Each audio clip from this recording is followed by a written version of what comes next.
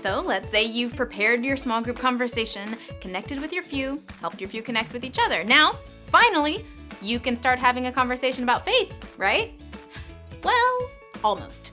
Now just hang in there a minute and think about this. Who was the last person you had an honest, open, meaningful conversation with?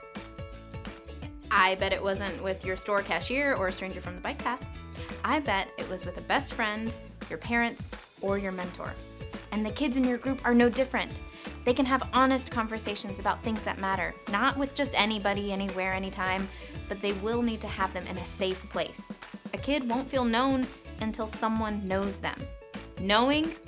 Really knowing your small group is a big deal, because before a kid can know God loves them, they may need to be known by people who know God.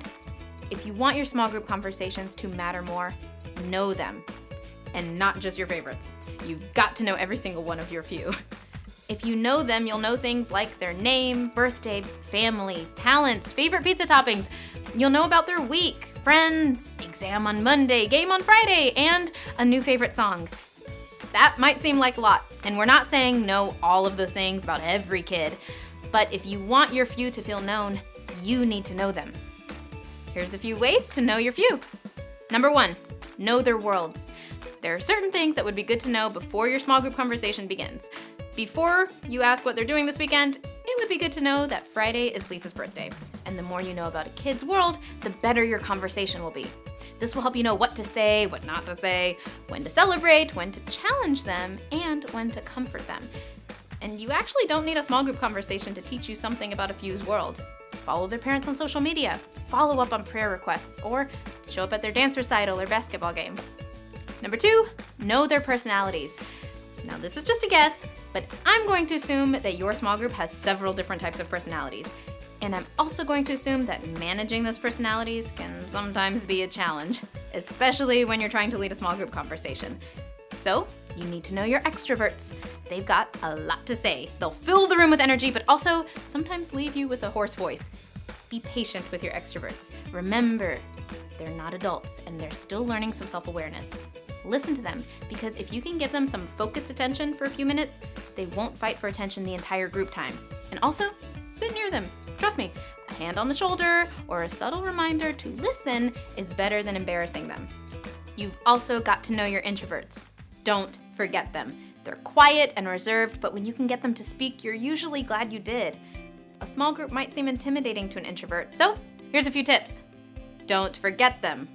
They're processing their answers internally, so make sure they have a chance to contribute. Don't surprise them.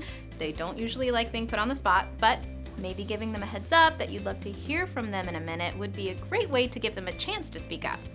And don't forget them. Sometimes it's better to let them sit back and observe. Number 3, know their distractions. Maybe it's a toy they brought, or a group sitting close by, or 15 trips to the bathroom. Whatever it is for your group, you can do something about it. Bring a bag for toys, make one potty break on the way to group, or try to sit very far away from another group. If you want your small group conversations to matter more, help them know each other, because you aren't the only one they need. Help them know the rest of the small group too. Here's a few ways to do that. Number 1, make group memories. These are best outside of small groups, so go see a movie, go apple picking, bake cookies, sing really loud to their favorite song. Then, during group time, talk about your memories. Number 2, build group identity. We're wired for community. Don't believe me?